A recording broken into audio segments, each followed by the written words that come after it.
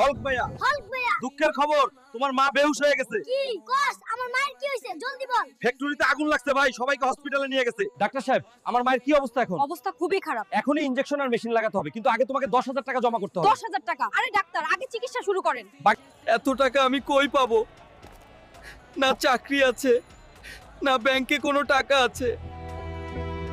বন্ধু, আমার মায়ের চিকিৎসার জন্য 80,000 টাকা লাগবে, আমাকে একটু উপকার করে দে না। ভাই, নিজের অবস্থাই খারাপ যাইতেছে, তোরে এত টাকা আমি কোথায় থেকে দিব? সবাই বিপদের সময় নিজের আসল চেহারা দেখায় দেয়।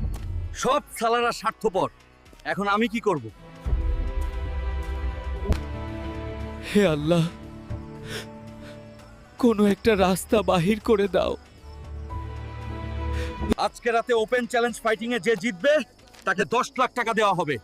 এটাই শেষ রাস্তা আমার মাকে ভালো করানোর। আমার মাকে বাঁচাতে আমাকে সাহায্য করো। তোমরা আমার চ্যানেলটাকে সাবস্ক্রাইব করো, তাহলেই আমি আমার মাকে বাঁচাতে পারবো।